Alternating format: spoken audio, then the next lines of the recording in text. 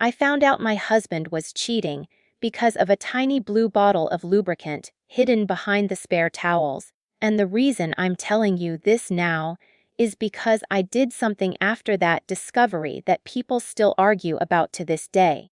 I replaced that bottle with something else, and the scene that followed shattered my marriage, my reputation, and honestly, a piece of my soul.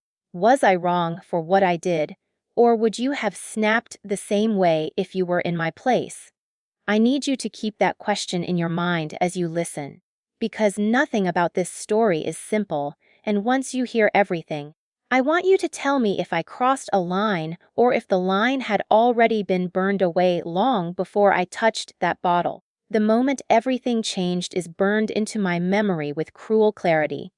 I was standing in our bathroom, late at night, the house quiet except for the hum of the old exhaust fan. I wasn't snooping, not really. I was just looking for extra towels because my sister had called and said she might stay over. When I reached behind the neatly stacked towels, my hand knocked something over. It made a soft plastic clatter as it hit the counter, and when I picked it up, my stomach dropped. It was lubricant, not just any lubricant, but a brand I had never used, never bought, and never even talked about with my husband. And the worst part wasn't even the bottle itself. It was how new it looked, hardly used, like it had a purpose that didn't include me. My husband, Mark, and I had been married for 11 years at that point. 11 years of shared routines, shared bills, shared jokes, and shared pain. We weren't perfect, but I thought we were solid. We had gone through miscarriages, job losses, and the slow erosion that happens when life gets busy and intimacy becomes scheduled instead of spontaneous. But even with all that, I believed we were loyal to each other. I believed, stupidly, that loyalty was the one thing we would never betray. I stood there holding that bottle, my mind racing, trying to explain it away. Maybe it was old. Maybe a friend left it. Maybe Mark bought it for us and just never mentioned it. I remember laughing out loud at how ridiculous that last thought sounded, because Mark couldn't keep a secret to save his life. If he'd bought something like that for us, he would have been awkwardly excited, probably bringing it up at dinner like it was a coupon he found. I didn't confront him right away. That's something people always judge me for, but when your entire world feels like it's cracking, you don't always rush toward the explosion. Sometimes you tiptoe around it, hoping it's a bad dream. I put the bottle back exactly where it was and went to bed, lying next to Mark, while he slept peacefully, his breathing slow and even, his arm draped over my waist like nothing in the world was wrong. I stared at the ceiling for hours, replaying every weird moment from the past year. The late nights at work. The sudden interest in his appearance. The way he'd started guarding his phone like it contained state secrets. Over the next few days, I became someone I didn't recognize. I noticed everything. The way he smiled at his phone. The way he showered the moment he got home sometimes. The excuses that didn't quite add up. I hated myself for watching him like that, but I hated the not knowing even more. Finally, one night when he was asleep, I did the thing I swore I'd never do. I checked his phone. It didn't take long. There was no dramatic hacking, no secret folders. He was careless, confident, arrogant. The messages were right there, saved under a man's name from work. But the tone, the emojis, the plans, it was obvious. He was having an affair with a woman named Claire. A coworker, younger than me. Single. The kind of woman who posted gym selfies and inspirational quotes about knowing your worth. I remember sitting on the edge of the bed, Mark snoring softly behind me, my hands shaking so badly I almost dropped his phone. My chest felt tight, like someone was pressing down on it with both hands. I wanted to scream. I wanted to wake him up and throw the phone at his face. But instead, I quietly put it back and went to the bathroom, where I threw up until there was nothing left. The messages were explicit enough to leave no doubt, but not in a way that felt romantic. It wasn't love. It was thrill. It was secrecy. It was him telling her things he hadn't told me in years, like how she made him feel, a leave, and how sneaking around was half the fun. Reading that line hurt more than anything else, Not just that he was cheating, but that our pain, our struggles, had become boring to him. I didn't sleep that night. Or the next. I went to work like a ghost, smiling when I had to, crying in the bathroom when I couldn't hold it in anymore. I kept replaying our entire relationship, trying to pinpoint where it went wrong, what I could have done differently. And every time I thought I'd found the answer, another message from Claire would pop into my head, reminding me that this wasn't about me failing. This was about him choosing to betray me. For a while, I considered just leaving. Packing a bag, calling a lawyer, disappearing from his life without giving him the satisfaction of an explanation. But the anger wouldn't let me. It simmered under my skin, hot and relentless. I felt humiliated, I felt stupid, and I felt used. Mark had built a whole secret world while I was at home folding his laundry and worrying about his stress levels. The lubricant became a symbol in my mind. Every time I saw that bathroom cabinet, every time I reached for a towel, I thought about it. I imagined him with her, using something he had hidden in our shared space, our shared home. It felt like a violation layered on top of betrayal. I still didn't confront him.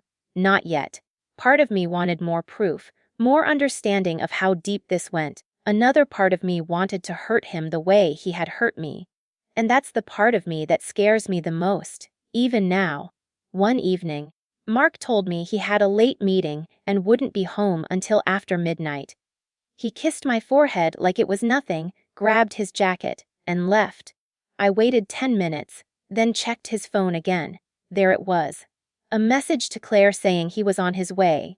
I sat on the couch in the dark, the TV off, the house silent, and I felt something inside me snap. Not loudly, not dramatically, just a quiet, final break. I went into the bathroom and took out the bottle. I held it in my hand for a long time, turning it over, reading the label like it might suddenly explain everything. My reflection in the mirror looked older than I remembered. Tired, angry, heartbroken, and in that moment, I made a decision that I knew, even then, would change everything. I'm not going to pretend it was a rational decision. It wasn't. It was emotional, impulsive, fueled by weeks of sleepless nights and a betrayal I hadn't processed yet. I told myself I just wanted to scare him, to shock him, to make him feel a fraction of the panic and pain I was drowning in. I didn't think about long-term consequences. I didn't think about how far things could go. I just thought about that smirk he'd been wearing lately, that secret smile meant for someone else. I replaced the contents of the bottle with something else. I cleaned it carefully, made it look exactly the same as before, and put it back where it belonged. My hands were steady while I did it, which scared me even more. When I was done, I sat on the bathroom floor and cried until my chest hurt. I remember whispering to myself, "What are you doing?" over and over again, but I didn't undo it. I didn't stop. Mark came home late that night, smelling like a stranger's perfume. He slid into bed next to me, thinking I was asleep, and I felt his hand on my hip.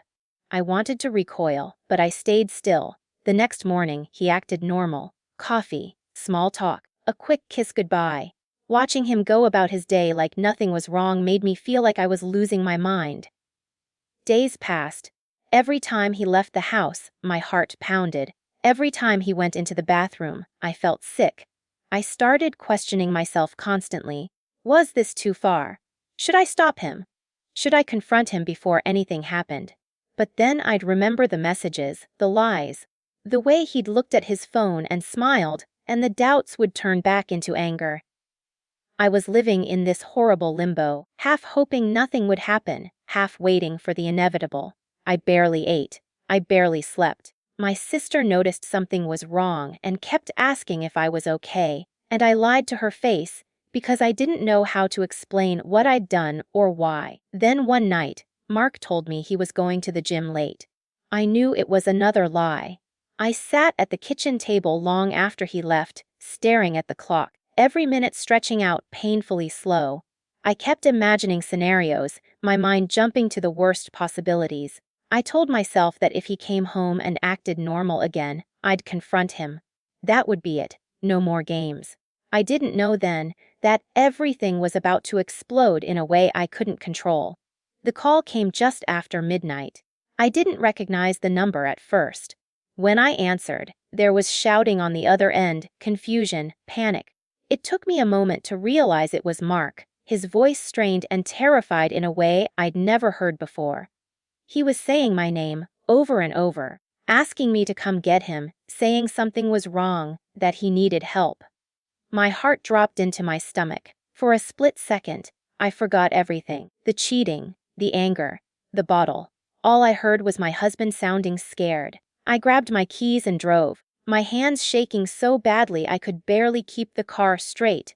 He sent me the location, and when I realized where he was, my chest tightened. It was a hotel, the same hotel mentioned in the messages. As I drove, my thoughts raced. Was he hurt? Was someone else involved? Did Claire know about me? A small, quiet voice in the back of my mind whispered that this was it, that whatever I had done had led to this moment. I pushed that thought away, focusing on the road, my pulse pounding in my ears. When I arrived, the scene was already chaotic. People in the hallway, a hotel employee talking on the phone, Mark sitting on the floor, pale, sweating, his face twisted in pain and fear. He looked up when he saw me, relief flooding his expression, and for a moment, I almost forgot everything again.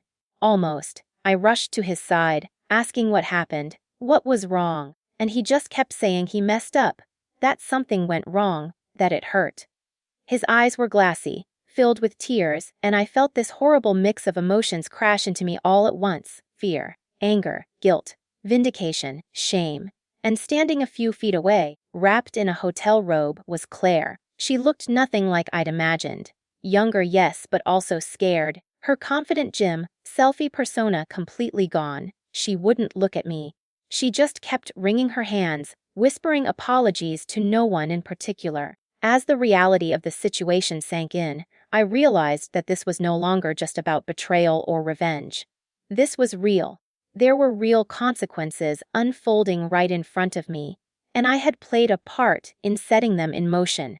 The question that had been gnawing at me since the moment I found that bottle came roaring back louder than ever. So that's where I'm going to pause this story for now.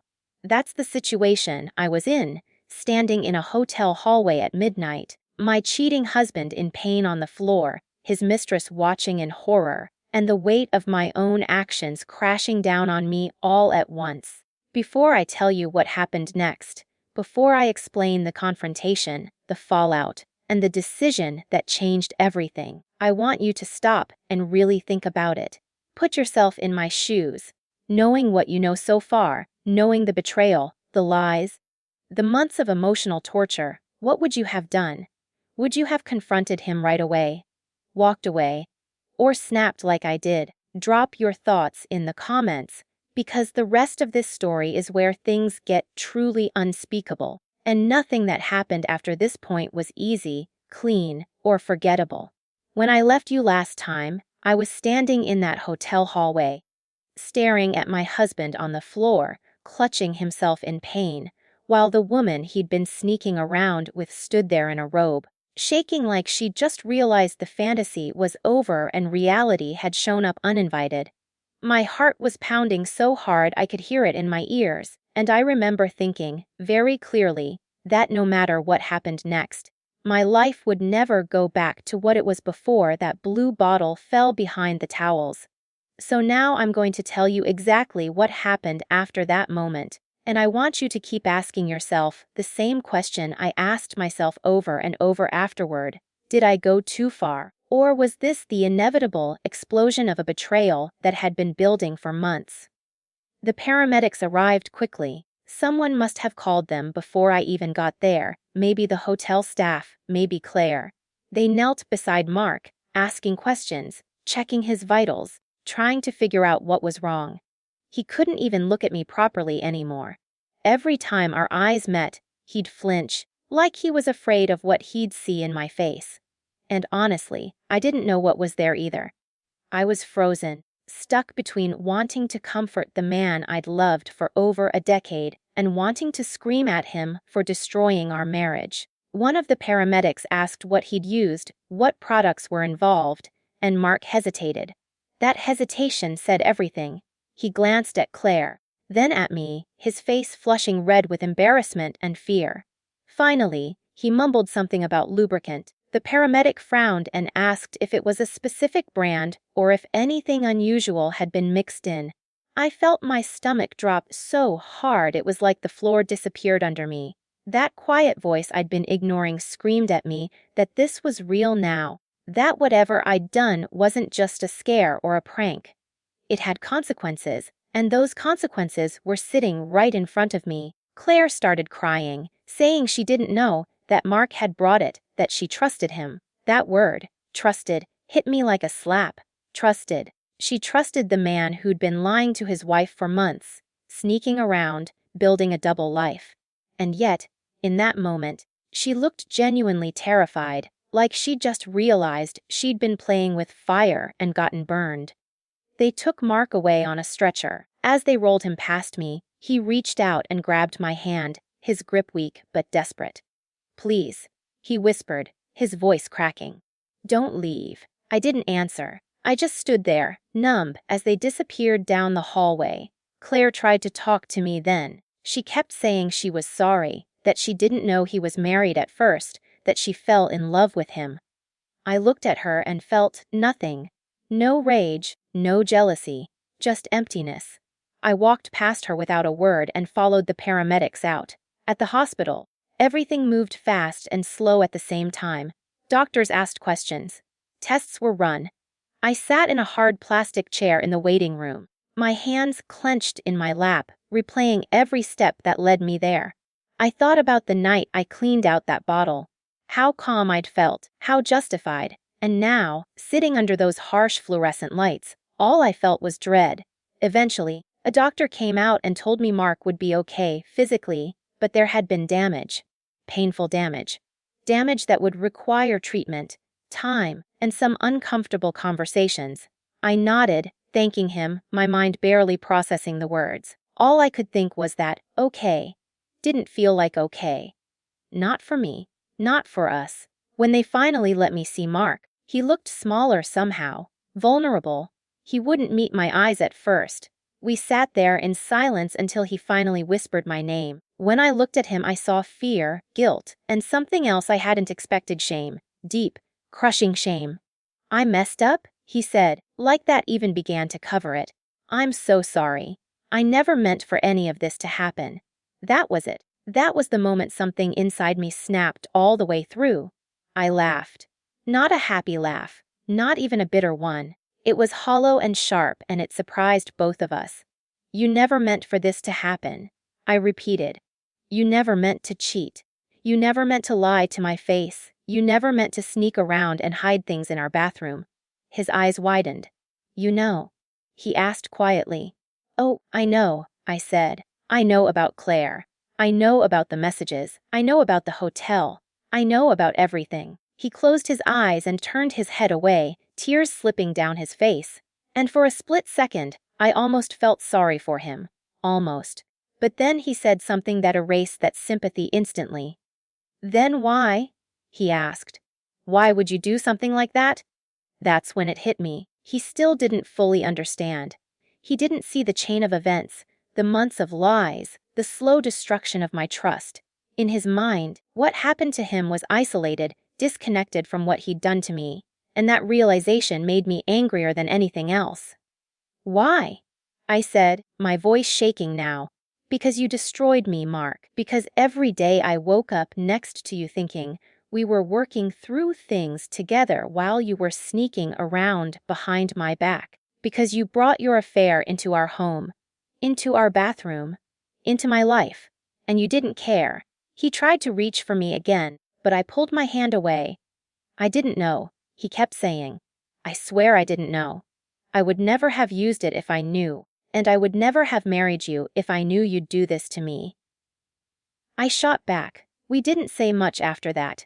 There was nothing left to say. The damage was done on every level: emotional, physical, psychological. I left the hospital before dawn, driving home alone. The streets empty and quiet, like the world was holding its breath. When I got home, I walked straight into the bathroom and opened the cabinet. I stared at that space where the bottle had been. It wasn't there anymore. Hotel staff or paramedics must have taken it. I slid down the wall and sat on the floor, hugging my knees to my chest, and for the first time since all this started, I let myself fully feel everything. The rage, the heartbreak, the guilt, the grief for the marriage I thought I had. The days that followed were some of the darkest of my life. Word spread faster than I expected. Mark told his family. Claire told someone at work. Somehow, the story twisted and grew, losing context with every retelling. Some people saw me as a victim who finally snapped. Others saw me as a monster who went too far. Mark moved into the guest room, then eventually into his brother's place. We barely spoke except through tense, clipped messages about logistics. I talked to a lawyer. I talked to a therapist. I replayed everything endlessly, searching for the moment where I could have chosen differently. Where I could have confronted him instead of acting on my anger. Where I could have walked away cleanly. But every time I thought about those months of lies, I came back to the same bitter truth. I didn't cause the betrayal. I reacted to it. That doesn't mean I'm proud of what I did. I'm not. I live with it. I carry it. There are nights when I still wake up replaying that hallway scene, wondering if there was another way. But I also know that if Mark hadn't cheated, if he hadn't brought that betrayal into our home, none of this would have happened. The divorce was brutal but straightforward. No kids, no drawn-out custody battles, just paperwork, tears, and the slow dismantling of a life we built together. Mark tried to apologize again and again, telling me he still loved me, that he'd made a mistake. I told him the same thing every time cheating wasn't a mistake. It was a choice, a series of choices. And so was everything that followed. As for Claire, she quit her job and moved away. I never spoke to her again. Sometimes I wonder what she tells people about me, about us. But mostly, I don't care anymore. She was a symptom, not the disease. Now, years later, I can talk about this without my voice shaking. I've rebuilt my life piece by piece.